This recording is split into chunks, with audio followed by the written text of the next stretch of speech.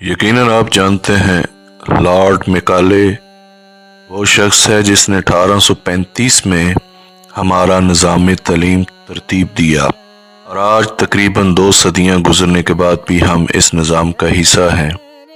2 فروری 1835 میں لارڈ میکالے نے کہا، میں نے ہندوستان کے طول و عرض میں سفر کیا ہے، کوئی بھی شخص بکاری یا چور نظر نہیں آیا۔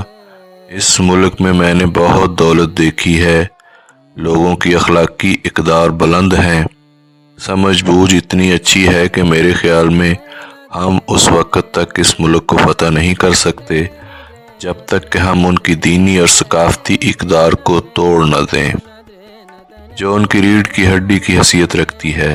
اس لیے میں نے یہ تجویز پیش کرتا ہوں کہ ہم ان کا قدیم نظام تعلیم اور تہذیب تبدیل کر دیں، کیونکہ اگر ہندوستانی لوگ یہ سمجھیں کہ ہر انگریزی اور غیر ملکی شے ان کی اپنی اشیاء سے بہتر ہے تو وہ اپنا قومی وقار اور تہذیب کھو دیں گے اور حقیقتاً ویسے ہی مغلوب قوم بن جائیں گے جیسا کہ ہم نے انہیں بنانا چاہتے ہیں۔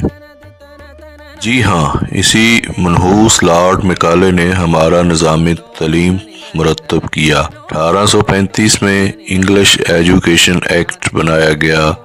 لارڈ میکالے کا اصرار تھا کہ ہندوستانیوں کو انگریزی ادب پڑھایا جائے، جبکہ خود انگریز اس زمانے میں کیمسٹری، برقیات، دھات کاری، معدنی وسائل سے متعلق تعلیم حاصل کر رہے تھے۔ انگریز اچھی طرح جانتا تھا کہ سائنس اور ٹیکنالوجی پڑھانے سے ملک معاشی ترقی کی جانب گامزن ہو جاتا ہے، جبکہ ادب پڑھانے سے معاشی ترقی نہیں ہوتی۔ ہمارے معاشرے میں سب سے بڑا علامہ، تعلیم دان، پروفیسر، سیاست دان، جج، وکیل، صحافی، پولیس آفیسر وہی ہوتا ہے جس کی انگلش زیادہ بہتر ہو، پھر چاہے وہ اصل علوم و فنون کی الف بے سے بھی ناواقف ہو۔ بس یہ انگلش ملک کو ترقی بھی نہیں دے رہی اور ساتھ میں ہمیں باور کروا رہی ہے کہ تم بہت پڑھے لکھے ہو۔ ماننا پڑے گا کہ لارڈ میکالے نے ایسی چال بنائی جسے ہم 200 سال میں توڑنا تو اپنی جگہ سمجھ بھی نہ سکے۔ اسی لیے کسی مفکر نے کہا تھا کہ سب سے مشکل کام غلام کو یہ سمجھانا ہے کہ تم غلام ہو۔